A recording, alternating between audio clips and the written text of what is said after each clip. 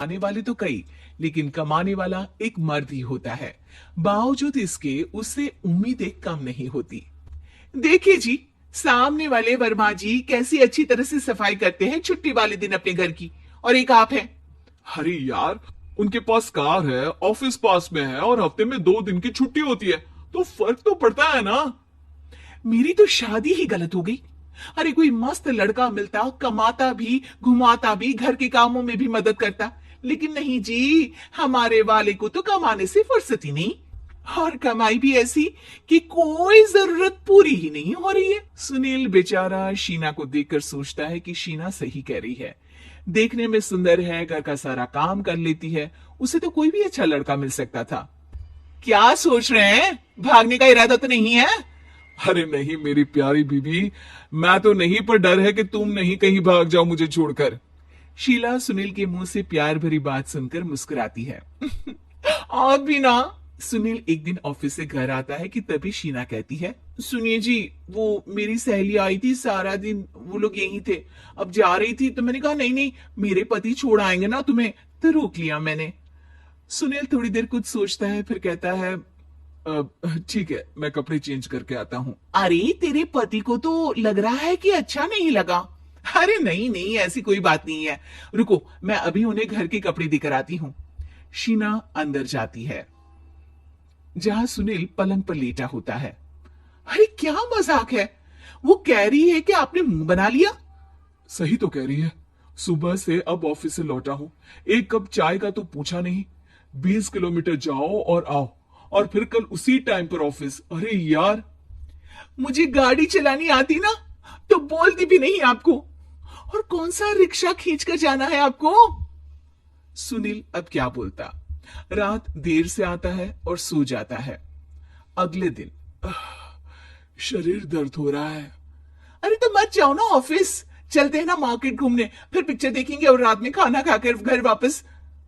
सुनील जब सारे दिन की थकान वाला शेड्यूल सुनता है तो वो सीधे सीधे ऑफिस के लिए तैयार हो जाता है।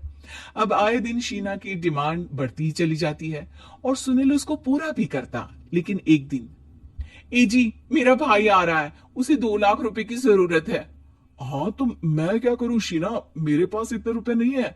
हाँ हाँ पता है नहीं है, लेकिन किसी से लेकर तो दे सकते हो ना। अरे मैं किससे मांगू, मेरे तो जानने में भी कोई नहीं है जिसके पास इतनी बड़ी रकम हो। तभी वहां शीना का भाई शीनू आ जाता है।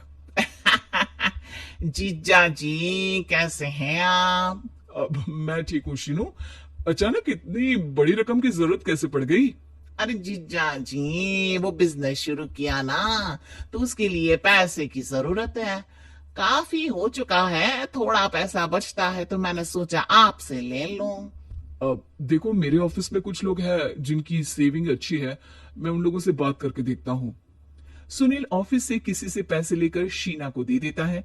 शीना वो पैसा भाई को दे देती है 2 महीने बाद।